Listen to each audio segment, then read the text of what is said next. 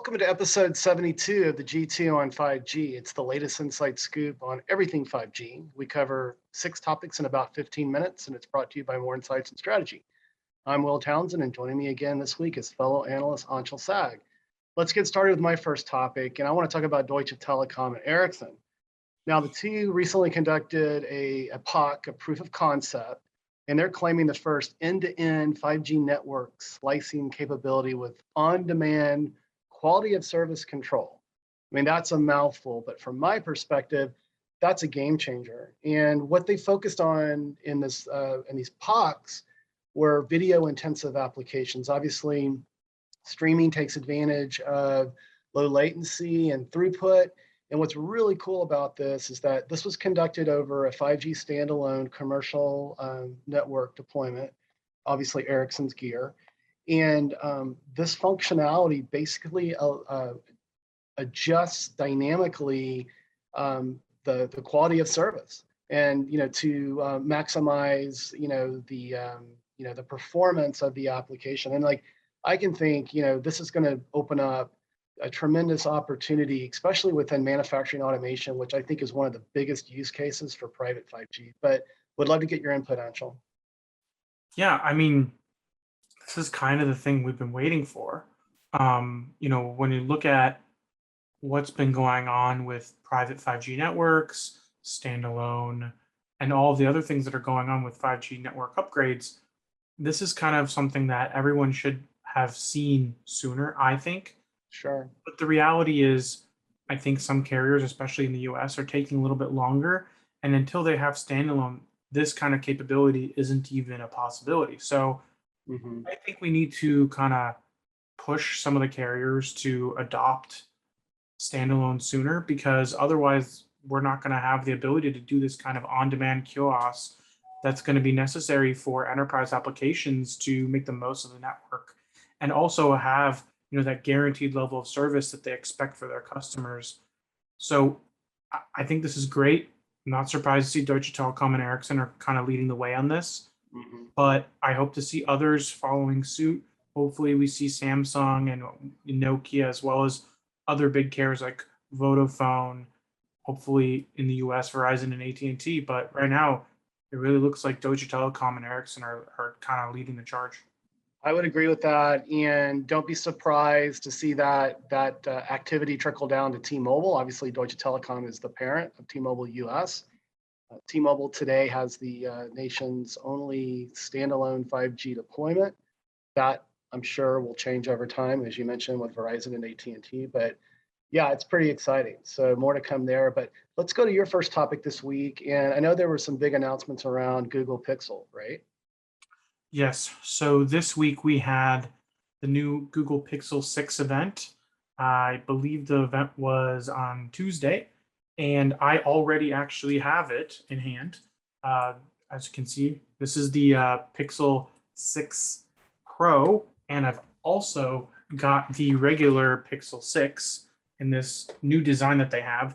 So these new designs are new kind of design language from Google for the Pixel line. What's really interesting here is that band support has changed. So we are now seeing the base level Pixel 6 does not have millimeter wave on T-Mobile or unlocked, but Verizon and AT&T's Pixel 6 do have millimeter wave. And then on top of that, all versions of the US carrier Pixel 6 Pros do have millimeter wave as well as sub 6. But outside of the US, Australia, and Japan, no one has millimeter wave. So it's a very confusing situation when it comes to band support. But one has to also understand that they're not using a Qualcomm modem anymore. They're using a Samsung modem. So there's some complexity there, and they're probably using not a Qualcomm front end for millimeter wave there either. So it's definitely a different kind of platform.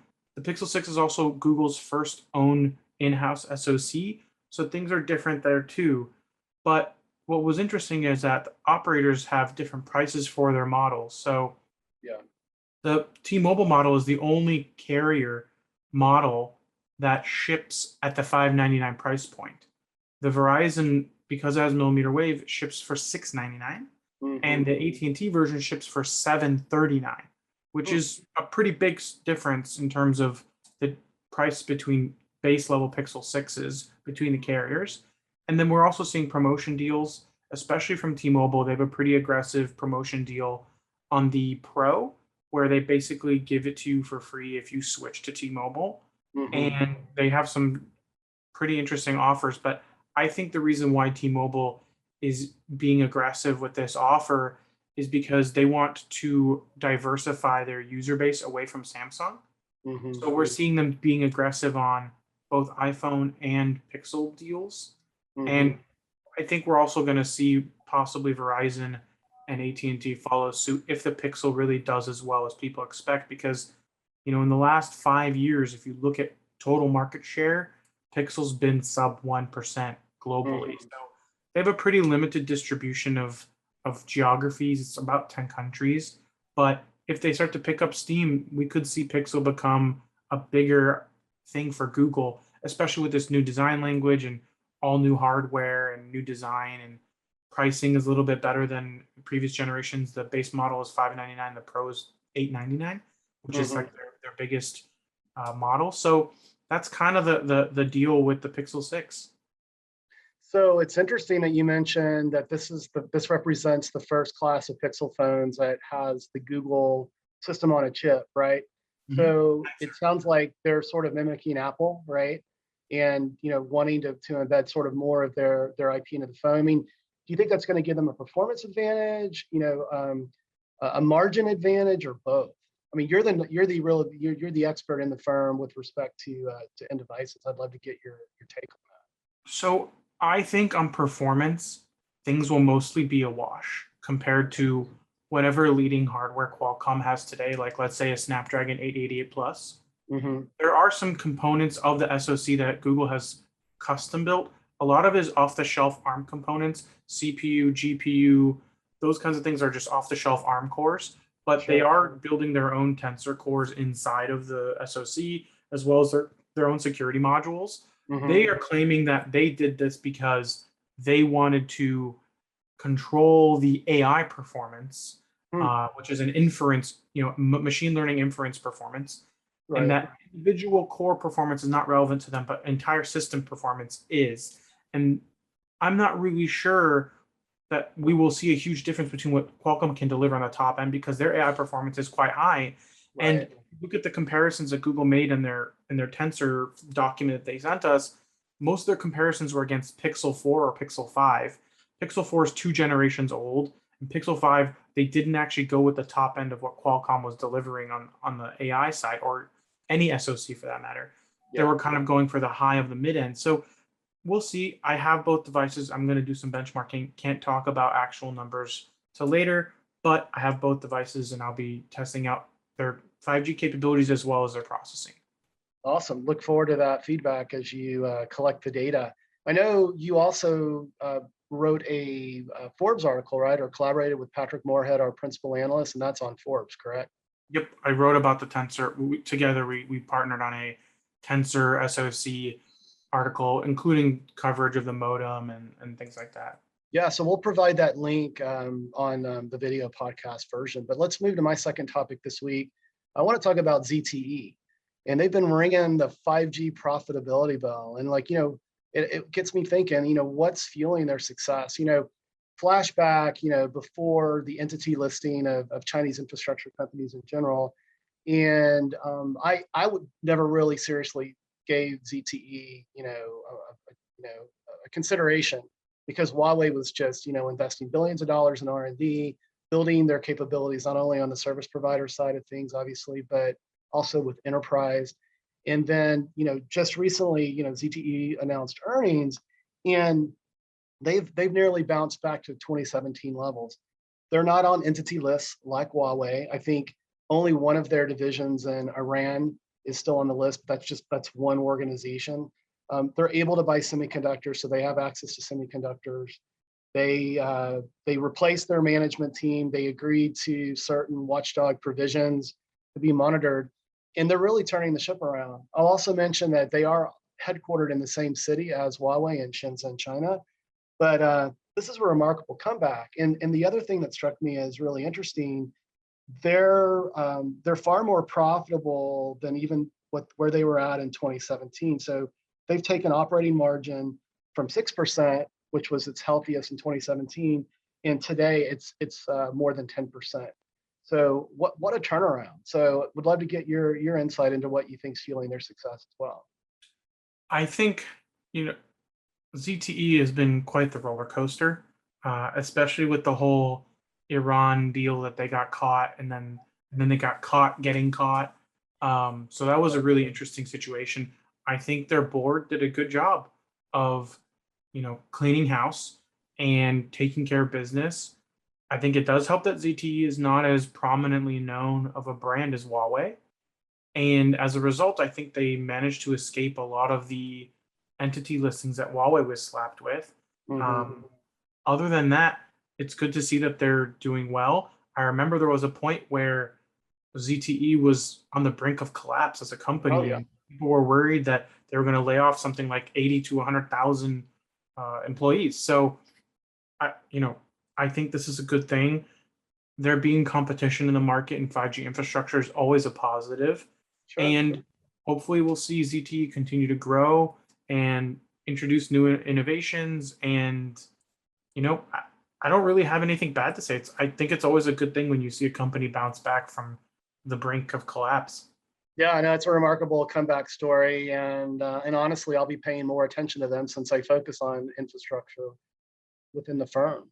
But let's move to my third and final topic. We're going to move to My second topic. your second topic. Sorry, buddy. So you want to talk about Qualcomm's new filter, RF filter, and how that might help mitigate some of the C-band interference issues that we're hearing. Yeah, so there are filters in smartphones and pretty much any kind of wireless communications devices. And these filters help to translate and kind of filter out the noise when receiving analog signals and helping to convert from analog to digital. So what these new filters that Qualcomm is calling these UltraBAW filters, and they're specifically targeted towards the spectrum range from 3 gigahertz to 7 gigahertz, which is where a lot of the new bands are being released today. It's not Mm-hmm. really for the sub 3 gigahertz. Those bands are already taken care of. So this is really focused on new Wi-Fi bands like Wi-Fi 6. They're Mm-hmm. focused on 3.5, 3.7, 4.9, all those bands that have some kind of already existing band of communications nearby. So this is going to be very useful for Wi-Fi 6E, Wi-Fi 7, as well as C-band, because C-band is very close to some aerospace bands that's causing some issues in some countries. And then you Right. have Wi-Fi 6 slash Wi-Fi 7, Wi-Fi 6E slash Wi-Fi 7, which operates in the 6 gigahertz band, which is very close to 5.9. So Mm-hmm. having these filters means that they can operate in a much tighter tolerance. But these filters also bring other benefits like lower power consumption, lower heat, and overall, these are just a positive thing. Obviously, these do come with additional cost because they're new, and Right. they're probably going to, considering all the things that are happening with the semiconductor industry, filters are not necessarily, out of that realm. So Right. we're going to see probably some limited supply there as well. But in the end, there is a solution, and I think this is possibly the way we can go to avoid having interference with existing incumbent users on a lot of these bands where there's been a lot of hesitancy around deploying them in some countries because of the possibility of interference. Yeah, I've done a little bit of investigation into this. I spoke with a startup, Resonant, recently, and they also produce RF filters, a lot of 5G deployment, scenarios with that startup. And it's an area that's quite interesting. It's something that I think is often not understood or overlooked. And to your point, it's pretty critical as we're getting this crowdedness right around some of this licensed and unlicensed spectrum. So great input, buddy. Let's go to my third and final topic this week, and it is financial performance season. And I'm going to talk about AT&T today. Verizon and T-Mobile won't be too far behind. But at a high level, from a 3Q earnings perspective, I was quite impressed with a couple of things. One, looking at postpaid phone net adds, nearly 1 million for the quarter, and overall postpaid net adds in general, over 1.2 million. Now, this represents some of the best performance and ads for AT&T in nearly a decade. So they're doing something right. You know, they're bringing on new subscribers. I'm not surprised to see the phone net ads because they've been very aggressive, right? We've talked about that before on the promotional activity and that sort of thing. So I felt that was, kind of in light of just the competitive environment, was quite impressive. The other thing that I track with AT&T is broadband. They are growing their fiber footprint quite aggressively, nearly an 8% increase. And they attribute that to a massive number of fiber ads. So both mobility and wireline, it seems like from a consumer's perspective, AT&T is on all cylinders. Would love to hear your input and insights as well. I am not surprised. Okay. I think the thing is that AT&T is refocusing on its core business, Right. and it's showing that it's focusing on its core business because it's basically spun off all of its content businesses. Warner Media, exactly. Warner Media. Yeah. So they still have a significant share in those, but they're no longer running those. And that's really what I think is the difference here, is that they are focusing on their core business, and it's wireline fiber and it's wireless 5G. And until they started focusing on that specifically, things were kind of struggling. And now that they're focused on it, it's a miracle. Things are going well for them. So I'm pretty satisfied with what I'm seeing out of AT&T. I think that they're very close to leadership in a lot of places. I personally love their fiber product. I used to have it. I'm moving into a new place that has it again. I am so excited. Words cannot describe. The truth is, fiber is a superior product, and AT&T's fiber product is miles ahead of the competition and their own UVerse product. So I can't wait to see them roll out more fiber because I think it's a net positive for the country.